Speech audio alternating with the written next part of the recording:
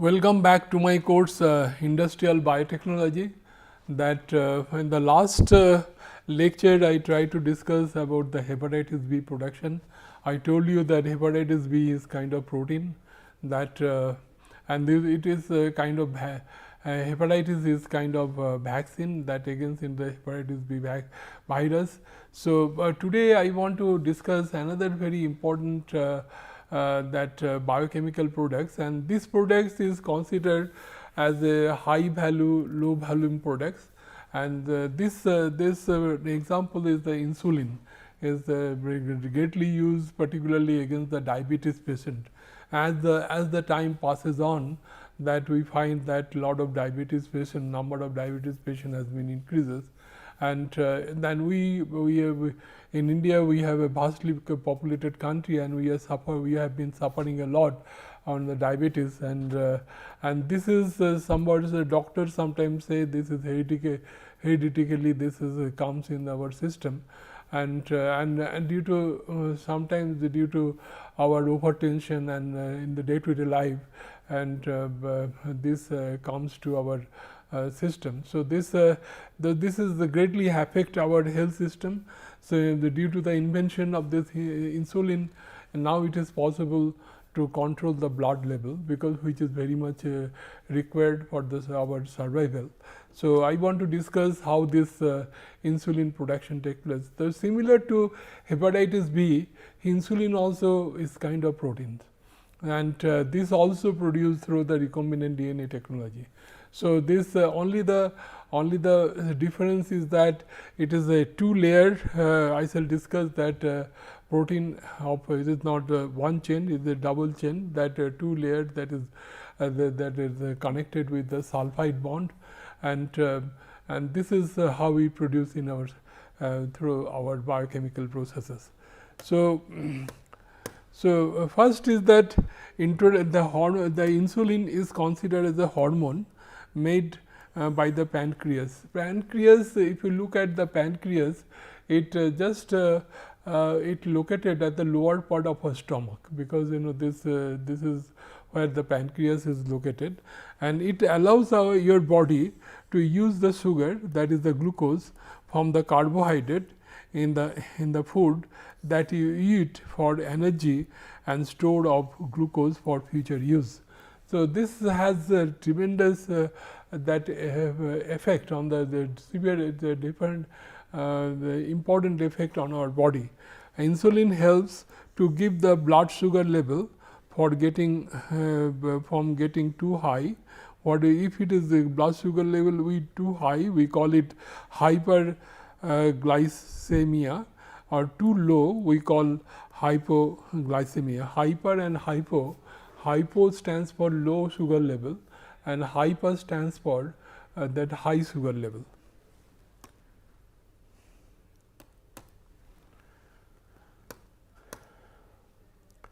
Now, insulin is prescribed for the treatment of type 1 and type 2 diabetes mellitus. That is the two type of diabetes that we have. Insulin can be given by a syringe. You can see that here how nowadays people they are taking this as their own, and injected pen, they use kind of small pen, and an insulin pump we use that delivered a continuous flow of insulin. So this is how it can be injected in the body. Now the blood insulin level can be measured by the international unit, such as that micro IU. IU stands for the international unit per milliliter, or in molar concentration, such as the pico. This P stands for picomoles per liter, where 1 micromoles IU per ml is equal to 6.945 picomoles per liter. A typical blood level between the mils is 8 to 11 micro IU per ml, which is equal to 57 to 79 picomole per liter.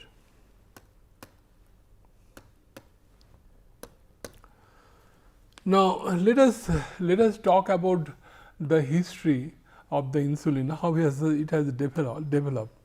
Now in the year 1896, Paul, this is Langerhans, this medical student in Berlin discovered a distinct collections of cells within the pancreas that he isolated, identified that.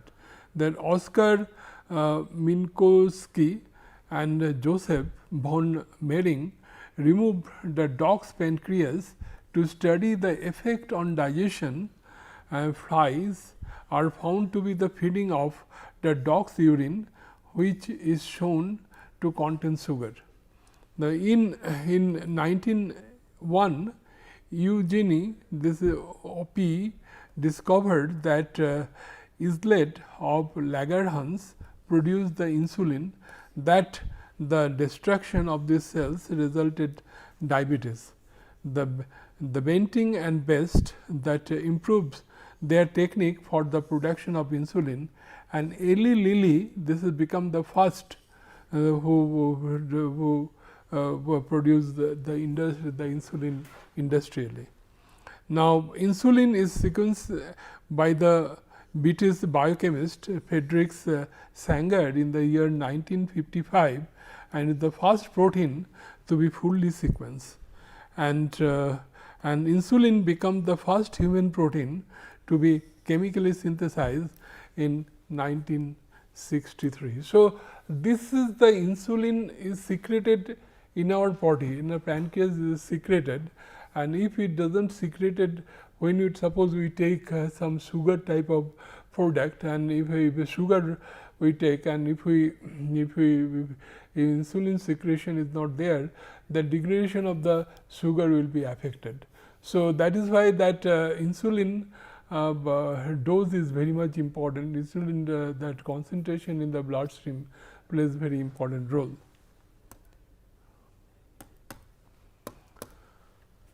And it can be produced by two ways. You can see that by using E. coli. I told you most of the recombinant protein is usually produced with the help of E. coli, because if you look at different, and this Eli Lilly and company, they use the E. coli. This is the E. coli cell, this is the rod shaped organism that we have, and Nova Nordics, this is another company who use the yeast cells for the industrial production of this insulin.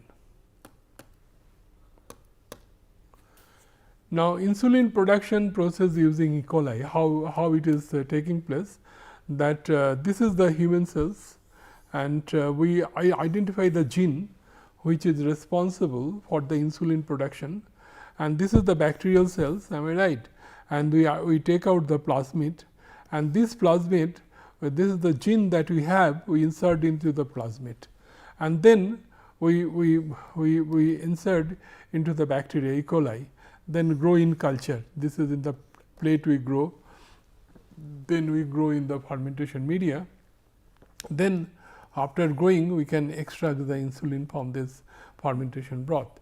This is how the industry that insulin production take place. Now, I was talking about that nature of the protein, that as I told you, as compared to hepatitis B, it is little bit different. Here you look,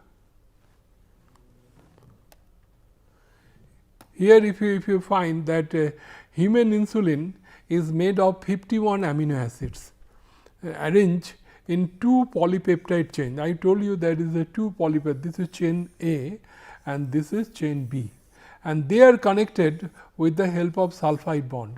This is these 2 chain, they are connected with the sulfide bond.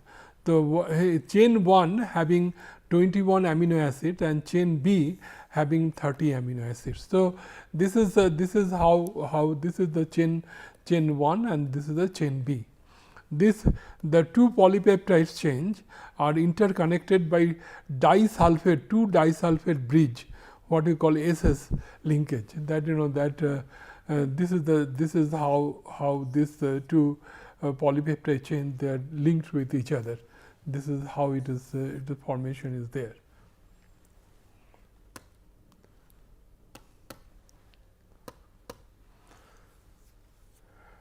Now, how this insulin produced in the large scale? The main challenge for the production of insulin using rDNA technology was getting this insulin assembled in a mature form. In 1983, Eli Lilly, an American company, first prepared insulin, I already mentioned before, and 2 DNA sequence, because I told you 2 polypeptide chain.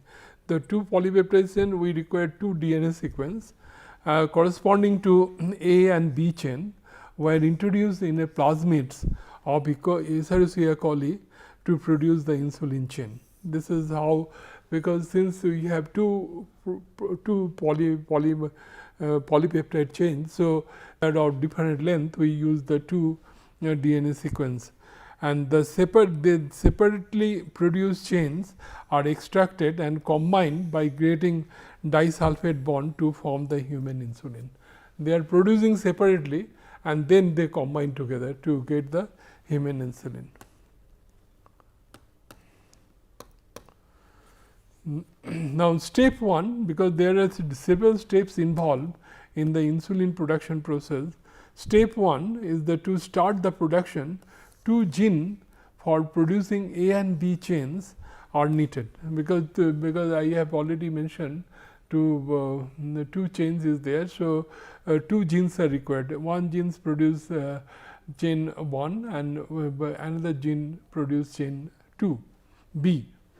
The step 2, these 2 DNA molecules are then inserted into the plasmid, because these DNA molecules which code for 2 different protein, they are inserted in the molecule, and these plasmids are further inserted in the non-harmful type of the bacteria E. coli next to LAC-Z gene. This is the LAC-Z gene is very important. This is kind of this is the arrangement that we have inside the system, and the plasmid also contains the sequence to start the protein formations. So, this is how this insulin production in that take place, and steps for the production in the insulin is that, as I mentioned, that we have two type of that DNA we shall have to find out. So, then we take out this and then we combine, this is A and B, we mix together that and we have the sulfide bond, and we make the A and B is connected with the sulfide bond, then we get the active insulin. So, this is the whole transformation is take place in the E. coli cell. E. coli is considered as the host cell. In this E. coli, this whole transformation will be taking place. Now, the step that we involve, this is by transfection. The plasmids are inserted into E. coli cell with the help of ligase, and ligase is used for binding purpose, you know that. And then the bacteria contains the plasmid which can synthesize insulin, then undergo a fermentation process. The fermentation is carried out at optimum temperature under suitable conditions. Care is taken to avoid any kind of contamination with the foreign bacteria. So, that is exactly similar to other processes, but only the difference is that there should not be any kind of contamination that should be taking place, so that the growth of your desired organism should not be affected. And in the next step, the DNA extraction is done from the cells by the addition of lysozyme. Lysozyme is a kind of enzyme that break the cell wall, so that whatever the soluble ingredients present inside the cell, they comes out, and so lysozyme digests the outer layer of the cell wall, and a detergent mixture further separate the DNA from the cell membrane. So, we use some kind of detergent just to separate from the cell membrane, it comes to the liquid forms. Let us see here that the human pancreas cells, this is the human pancreas cells, and human insulin producing gene, we take it out, and this is the bacterial plasmid that we have the DNA card with the restriction enzyme. We we cut the plasmid and show that we can insert this gene, where this is the insertion of the gene that take place, and then it is overexpressed in the bacterial cells. And when you overexpress, and that way it produces in the fermentation tank, this is the human insulin that is produced, and then this after purification, extraction, purification of the human insulin, we market it in the product as a human insulin. So, this is how it is done. Let me repeat the process again, that this is the human pancreas where the insulin gene is located. So, we shall have to take out the gene. You can see this is the gene, and this is the bacterial plasmid. You have to take out the plasmid, and this plasmid you can count with the help of restriction enzyme, and after that you insert the gene in this particular plasmid, and then you overexpress in the protein in the overexpress in E. coli, and this E. coli you can, after overexpression, you can have the competent cells, and this competent cell you grow in the fermentation media, so that you can get more cells. You can see they use several cells which has this particular gene, and then it then you cut it, and you can with the help of lysozyme, and then purification you take place, you will get the human insulin.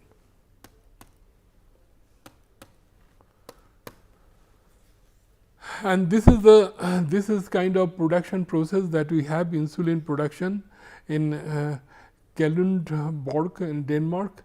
This is Novo Nordisk's, the world's largest insulin production facility that we have. You can see you have several fermentation processes are there, and you have both fermentation and downstream processing involved for the production of insulin. Then the bacterium, that DNA is then treated with cyanogens bromide, a reagent that splits the protein chain at the methionine side, and this separates the insulin chain from the rest of the DNA molecules. So, this is very important, that this treatment with the cyanogen bromide, the two chain then mix together and join the disulfide bond through the reduction oxidation reoxidation process, and DNA mixture is further purified through the several chromatography or separation techniques, such as ion exchange column, reverse phase high performance liquid chromatography, and a gel filtration chromatography techniques. The different techniques we use for the purification of that particular protein, and the insulin batch is tested to ensure that none of the bacterial E. coli protein are mixed with the insulin, because that this test is to be performed. So, this is very important. This is the kind of downstream processing that we have as far as insulin is concerned. Now, if you look at downstream processing, that steps that is involved in the downstream processing is like this. When you get the recombinant cells, so you prepare the inoculum, what you call seeding. Seeding is the purpose of the preparation of the inoculum, and then we put in the fermentation media. In the fermentation media, we allow this organism to grow, so that it can reproduce this particular organism, and we will get the overexpression of the our desired gene, and then extraction and recovery to take place. Then microfiltration, this is another step that we have to separate the particles on the basis of the size of the particle, and then that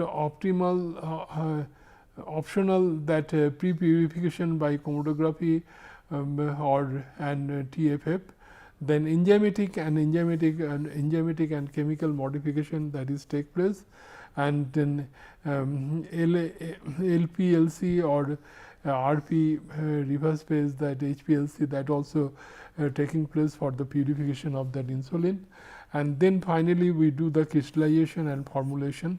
So, that had, so what I want to stress here, the lot of steps are involved for the purification of that particular insulin, because before it goes to the market, because insulin also directly we injected to the body. So, naturally it is free for any kind of contaminants.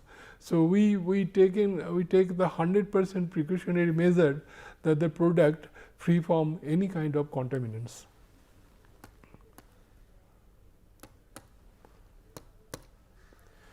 Now, quality control, as I told you, that plays a very important role as per any chemical and biochemical products are concerned.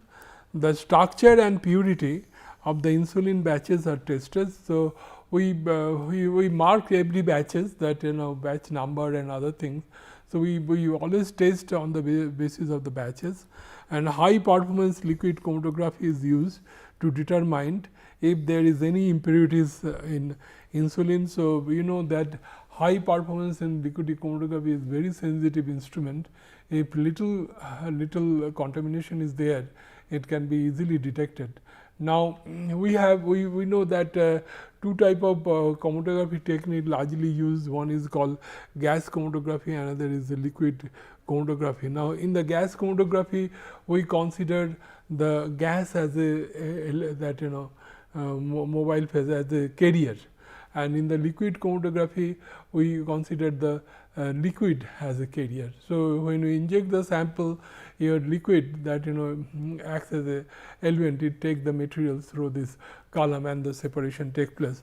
And this is used just a very sensitive instrument. If any kind of trace contaminants present in your production material, then it can be easily detected.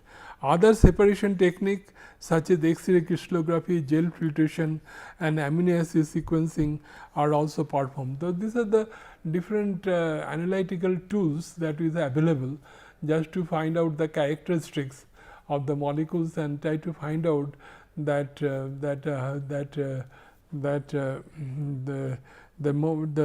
get the more purified products. And testing of the vial packaging is to ensure its sealing property, because after sealing it, you have they ensure that your whatever protein you put in the vial, that should not be denatured, it should be active forms. And manufacturing of the human insulin must comply the National Institute of the health procedures.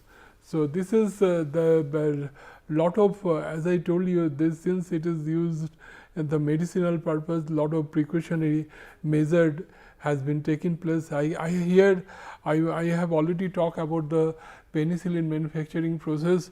The penicillin has been marketed in two different forms, in the form of capsule, in the form of injection fluid. But when we produce in the injection fluid, this should be 100% free from the contaminants, because it directly goes to the bloodstream. But when you use in the form of capsule, it goes to your stomach. As you know, your stomach has the high acidity. Even little contamination is there, it can take care that contamination problem. So, here also that insulin we directly injected in our body. So, it should be 100% free from the contaminants, and all the rules and regulation that is imposed by the medical board, that should be followed. Now, this is the purified insulin vials, and this is the purified insulin crystals. That protein crystals. This looks like this. This is like this, very nice. After you see under the microscope, you can show this the protein crystals, and this indicate the purity of the protein molecule. That different types of insulin that has been marketed, because we see the rapid acting, short acting, intermediate acting and long acting. So, that so 4 different types of insulin that has been marketed. Now, if you look at this rapid acting, we have several brand name. We have Homolog, then Novolog and Abidra. Then that onset, the length of time before the insulin reaches in the bloodstream, it 10 to 30 minutes. So, this is after that it become active, and peak, that is time period when the insulin is most effective, is 30 minutes to 3 hours. The duration, how long the insulin works, that is 3 to 5 hours. So, this is called rapid acting. Now, if you look at the short acting, this is trade name is the regular one. What you call this is the length before which it acts is 30 to 1 hour, 30 minutes to 1 hour. Now, the peak time is 2 to 5 hours. This is the peak time it acts, but it is active again up to the 12 hours. Now, intermediate acting, this is what you brand name is NPHN, and this is takes quite long time, 1.5 to 4 hours before it start reaching the bloodstream, and then this is active in between 4 to 12 hours, but it is active up to throughout the day it will be effective. Now, long acting, this is called Lantus and Levenmid. This is this takes also quite long time, 0.8 to 4 hours, and this is the minimal peak time is required, and up to 24 hours it is active. So, you know that, so we have 4 different types of insulin that has been marketed on the basis of their activity, but how long they remain active in our body.